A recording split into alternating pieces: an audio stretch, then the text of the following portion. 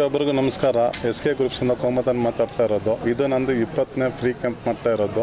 ಇದು ಎಲ್ಲ ಕಡೆ ಮೆಡಿಕಲ್ ಕ್ಯಾಂಪ್ ಮಾಡ್ತಾ ಇರೋದ್ರಿಂದ ಈ ಕ್ಯಾಂಪ್ನಲ್ಲಿ ಎಲ್ಲ ಪ್ರತಿಯೊಂದು ಸೌಲಭ್ಯ ಇದೆ. ಇಲ್ಲಿ ಬಿ ಪಿ, ಶುಗರ್, ಥೈರಾಯ್ಡ್ ಇದೆ, ಕಣ್ಣಿನ ಸ್ಪೆಕ್ಸ್ದು, ಮತ್ತು ಇಯರಿಂಗ್, ಸ್ಪೀಚ್ ಆ್ಯಂಡ್ ಇಯರಿಂಗ್ದು ಎಲ್ಲ ಪ್ರತಿಯೊಂದು ಟೆಸ್ಟ್ ಮಾಡ್ತಾಯಿದ್ದೀವಿ. ಹಾರ್ಟದ್ದು ಮಾಡ್ತಾಯಿದ್ದೀವಿ. ಇಷ್ಟು ನಾವು ಮೆಡಿಕಲ್ ಕ್ಯಾಂಪ್ಗೆ ನಮ್ಮ ಫೆಸಿಲಿಟೀಸ್ ಕೊಟ್ಟ ನಮ್ಮ ಶ್ಯಾಮ್ ಸುಂದರ್ ಸರ್ಗೆ ಧನ್ಯವಾದಗಳು ಹೇಳ್ತಾ ಇದ್ದೀನಿ.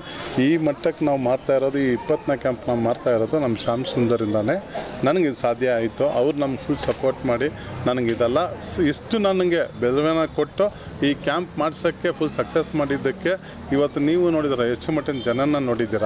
ಎಲ್ಲ ಜನರು ಬರ್ತಾ ಇದ್ದಾರೆ. ಬಂದು ಈ ಕಾರಣಕ್ಕೆ ಇಷ್ಟು ಜನ ಬರೋದು ನಮ್ಮ ಶ್ಯಾಮ್ ಸುಂದರಿಂದನೇ ನಮಗೆ ಬರೋದನ್ನ ನಾವು ಯಾರ ಹತ್ರನೂ ಹೋಗಿ ಇದು ಮಾಡ್ಕೋಬೇಕಲ್ಲ. ಎಲ್ಲರಿಗೂ ಧನ್ಯವಾದಗಳು. ನಂದು 3000 ಚಿಲ್ಲರೆ ಕ್ಯಾಂಪ್ ಇದು. ಇಂಥ ಕ್ಯಾಂಪ್ಗಳ ಆಗಲಿಕ್ಕೆ ಕಾರಣಕರ್ತರು ನೀವಿರ್ತೀರ, ಮಾಧ್ಯಮದವರು, ಜನಸೇವಕರು, ಜನಪ್ರತಿನಿಧಿಗಳು ಇರ್ತಾರೆ. ಇತ್ತೀಚೆಗೆ ಕ್ಯಾಂಪಿನ ಆರೋಗ್ಯ ಶಿಬಿರ ಅಂದರೆ ಅದಕ್ಕೆ ಸ್ವಲ್ಪ ಕೆಟ್ಟ ಹೆಸರೇ. ಏನೋ ಒಂದು ಉದ್ದೇಶ ಇಟ್ಕೊಂಡು ಮಾಡ್ತಾರೆ. ಉದ್ದೇಶ ಇಲ್ಲದೆ ಕ್ಯಾಂಪು ಮಾಡಬಾರ್ದು. ಉದ್ದೇಶದ ಜೊತೆಗೆ ಪ್ರಾಮಾಣಿಕತೆ ಇರಬೇಕು ಅಂತ ನನ್ನ ಮಾತು ಕೂಡ. ಇದರಲ್ಲಿ 100 ಜನಕ್ಕೆ ನಾವು ಏನೂ ಮಾಡೋಕ್ಕಾಗದೇ ಇರೋ ಕನಿಷ್ಠ ಒಂದು 5 ಜನಕ್ಕೆ ಮಾಡ್ತಾಯಿದ್ರೆ 5, 10 ಆಗಿ 100 ಆಗುತ್ತೆ. ಇದು ಒಂದೊಂದೇ ಮೆಟ್ಲು ಹತ್ತುವಂಥ ಕಾರ್ಯಕ್ರಮ. ಇಂಥ ಒಂದು ಕ್ಯಾಂಪನ್ನು ರೂಪಿಸಬೇಕಾದ್ರೆ ಭಾಳ ಶುದ್ಧ ಇರಬೇಕು. ಫಸ್ಟು ಮತ್ತೊಮ್ಮೆ ಪ್ರಾಮಾಣಿಕತೆ ಇರಬೇಕು. ಜೊತೆಗೆ ಆ ನೋವಿನಲ್ಲಿಯೂ ಅವರು ಅನುಭವಿಸಿರ್ಬೇಕು. ಮೊದಲಾಗಿ ಅವ್ರಿಗೆ ಆ ನೋವಿನ ಕಷ್ಟ, ತನ್ನ ಸುತ್ತಮುತ್ತಲಿನ ಜನತೆ ಆ ನೋವನ್ನು ಅರ್ಥ ಮಾಡ್ಕೊಂಡಿದ್ರೆ ಮಾತ್ರ ಇಂಥ ಕ್ಯಾಂಪ್ ಮಾಡೋಕ್ಕಾಗೋದು. ನೋಡಿ, ಅವರ ಆಫೀಸ್ ಮುಂದೆನೇ ಇಂಥ ಕ್ಯಾಂಪನ್ನು ಮಾಡಿದ್ದಾರೆ. ನಾವು ದೊಡ್ಡ ದೊಡ್ಡ ಛತ್ರ, ಶಾಮ್ಯಾನಗಳು ಹಾಕಿ 100 ಜನ ಅತಿಥಿಗಳನ್ನ ಕರೆದು 100 ಜನರ ಫೋಟೋ ಹಾಕಿ ರೋಡ್ಗೂ ಬೇರೆ ಬೇರೆ ಫ್ಲೆಕ್ಸ್ ಹಾಕೋ ಉದ್ದೇಶ ಜನತೆಗೆ ಮಾಹಿತಿ ತಲುಪಲಿ ಅಂತ. ಅದರ ಉದ್ದೇಶನೇ ಬೇರೆ ಬೇರೆ ಆಗುತ್ತೆ. ಅದು ಕೂಡ ನಾವು ದಿನ ಗಮನಿಸಿರ್ತೀವಿ. ಇವತ್ತು ಬೆಳಗ್ಗೆನೂ ಕೂಡ ಗಮನಿಸಿದ್ದೀನಿ. ಅದರ ಒಂದು ಅನುಭವಿ ಕೂಡ ನಾನೇ. ಇಂಥ ಕ್ಯಾಂಪ್ನಲ್ಲಿ ನಾವು ಹೆಚ್ಚಿನ ಒಂದು ಶಿಸ್ತನ್ನು ತಂದು ಇಂಥ ಕ್ಯಾಂಪನ್ನು ನೋಡಿ ಚಿಕ್ಕ ಚಿಕ್ಕ ಹುಡುಗರು ನನ್ನ ಪಕ್ಕದಲ್ಲೇ ಇದ್ದಾರೆ. ಎಷ್ಟು ಜನ ಅವರ ಶಿಸ್ತನ್ನು ನಾವು ಕಲ್ತ್ಕೊಂಡ್ರೆ ಅಂಥ ಮಕ್ಕಳಿಗೆ ಸೇವೆಯನ್ನು ಹೇಳ್ಕೊಡ್ಬೇಕಾಗುತ್ತೆ. ಅದು ನಮ್ಮ ಜವಾಬ್ದಾರಿ ಕೂಡ. ಅವ್ರು ಮಾಡಬಲ್ಲರು, ಆದರೆ ನಾವು ಮಾಡಿಸ್ಬೇಕಾಗತ್ತೆ. ನಾವು ಮಾಡೋದೇ ಒಂದು, ಅವ್ರು ಹೇಳೋದೇ ಒಂದು, ಆದರೆ ನಡಿಲಾರ್ದು. ಅದನ್ನು ಪಕ್ಕಕ್ಕಿಟ್ಟು ಮಾತಾಡ್ಬೇಕಾದ್ರೆ ಇವತ್ತು ನೋಡಿದ್ದೀರ, ಚುಟ್ಟಿ ಸಣ್ಣದೇ ಶಿಬಿರಗಳಿಂದ, ಸಣ್ಣದೇ ಸೇವೆಗಳಿಂದ ಹೆಚ್ಚಿಗೆ ಶಾಶ್ವತವಾದ ಪರಿಹಾರ. ಅವರೊಂದು ಹೇಳೋರು 400 ಜನ ಬಂದಿದ್ದರು ಅಂತ. ಸಾಕದು 400 ಜನ ಅಂದರೆ ನನ್ನ ಲೆಕ್ಕದಲ್ಲಿ 4000 ಜನ. ಯಾಕಂದ್ರೆ 400 ಜನದಲ್ಲಿ ಜೊಳ್ಳೆಷ್ಟು ಗಟ್ಟಿ ಎಷ್ಟು ಅನ್ನೋದನ್ನು ನೋಡಿದಾಗ ಗಟ್ಟಿನೇ ಜಾಸ್ತಿ ಇರುತ್ತೆ.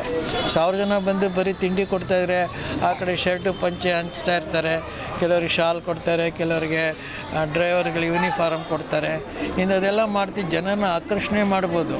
ಆದರೆ ಅದು ನೆಕ್ಸ್ಟ್ ಡೇ ಉಪಯೋಗಕ್ಕೆ ಬರೋದೇ ಇಲ್ಲ. ನೋಡಿ, ಇಲ್ಲಿ ಎಷ್ಟೊಂದು ಜನ ಅಜ್ಜಿಂದಿರಿರು ಈ ದಯಾನಂದ ಸಾಗರ ಸುತ್ತಮುತ್ತ ಇರ್ತಕ್ಕಂಥ ಎಲ್ಲರೂ ಬಂದು ಅವರನ್ನು ತಮ್ಮ ಮನೆ ಮಕ್ಕಳು ಮಾಡೋಕ್ಕೆ ಆಗಲಿಲ್ಲ, ಗೊತ್ತಿಲ್ಲ ಕಾರಣ. ಆದರೆ ಮನೆ ಮಗನಾಗಿ ನಿಂತ್ಕೊಳ್ಳೋರು ಭಾಳ ಅಪರೂಪ. ಅದರಲ್ಲಿ ಕೋಮದನವ್ರಿಗೆ ಒಂದು ಎಲ್ಲರೂ ಸೇರಿ ಅವ್ರಿಗೆ ಆಶೀರ್ವಾದ ಮಾಡಬೇಕು. ಯಾವಾಗ ಆಶೀರ್ವಾದ ಮಾಡಬೇಕು? ಅವ್ರಿಗೆ ಅವಶ್ಯಕತೆ ಇದ್ದಾಗ. ನಮಗೆ ಒಬ್ಬ ನಾಯಕ ಬೇಕು ಅಂದಾಗ ನೀವು ನಾಯಕನ ಯಾವ ಥರ ಚುನಾಯಿಸ್ಕೊಳ್ತೀರೋ, ಅದು ಯಾವ ಥರ ಗಿಡ ನೆಡ್ತೀರೋ ಆ ಥರ ಗಿಡ ಫಲ ಕೊಡುತ್ತೆ. ನೀವು ಬೇವಿನ ಮರ ನೆಟ್ಬಿಟ್ಟು ಮಾವಿನ ಮರ ಕೊಡೋ ಅನ್ನೋದಕ್ಕೆ ಆಗೋದಿಲ್ಲ. ಇದು ಒಂದು ನಾಯಕರು ಕೂಡ ತಿಳ್ಕೊಳ್ಬೇಕು, ನಾಯಕರ ಅಭಿಮಾನಿಗಳು ಕೂಡ ತಿಳ್ಕೊಳ್ಬೇಕು.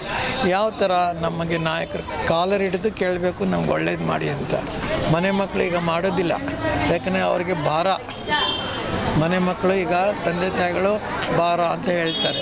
ಅಂಥದ್ರಲ್ಲಿ ಇಂಥ ಕ್ಯಾಂಪನ್ನು ಮಾಡ್ತೀರಿ ಕೆಲವೇ ಜನ. ನಾನಂತೂ 3000 ಕ್ಯಾಂಪಲ್ಲಿ ಲಕ್ಷಾಂತರ ಜನ ನನ್ನಿಂದ ಬೆನಿಫಿಟ್ ಪಡೆದಿದ್ದಾರೆ. ಇಲ್ಲಿ ಬಂದರೆ ನಮಗೊಂಥರ ನೆಮ್ಮದಿ ಸಿಗುತ್ತೆ. ಯಾಕಂದರೆ ಪ್ರಾಮಾಣಿಕತೆ ಅಲ್ಲಿದ್ದಾಗ ಆ ಜನಗಳು ಬಂದಾಗ ಅವ್ರು ನೋಡಿ ಚೆನ್ನಾಗಿದ್ದೀನಿ ಅಂದಾಗ ದೂರದಲ್ಲಿ ಕೂಡ ಅದು ನಮ್ಮ ಶ್ಯಾಡೋ ಇದ್ದೇ ಇರುತ್ತೆ. ನಾವು ಅಲ್ಲಿ ಒಂದು ಸಣ್ಣ ಬೆರಳನ್ನು ಹಾಕಿದ್ದು ಅಂತ ಬರುತ್ತೆ. ಅದರೆಲ್ಲ ತಗೊಳ್ಳೋದಾಗ ನೋಡಿ, ಅವ್ರ ಕುಟುಂಬ ಯಾವ್ದಾದ್ರು ಒಂದು ಕುಟುಂಬ ಈ ಥರ ನೋಡಿದ್ದೀರಾ? ತಾಯಿ, ಅವ್ರ ತಂದೆ ಸುಂದರರಾಜರ ಹೆಸರಿನಲ್ಲಿ ಅವರ ಸೋದರಿಯರು, ತಮ್ಮ, ಅವರ ಇಡೀ ಕುಟುಂಬ ಎಲ್ಲರೂ ಒಂದು ನೇರವಾಗಿ ಭಾಗಿಯಾಗೋ ಬಹಳ ಅಪರೂಪದ ಕುಟುಂಬದಲ್ಲಿ ಇದು ಒಂದು. ಅವ್ರಿಗೆ ಚೆನ್ನಾಗಿಟ್ಟಿರಲಿ ದೇವರು. ನಮ್ಮಿಂದ ಏನೇನಾಗುತ್ತೆ ಅವ್ರಿಗೆಲ್ಲವನ್ನು ಒಂದು ನಿರ್ವಂಚನೆಯಿಂದ ಅವ್ರಿಗೆ ದಾರಿ ಹಿಡಿತೀವಿ.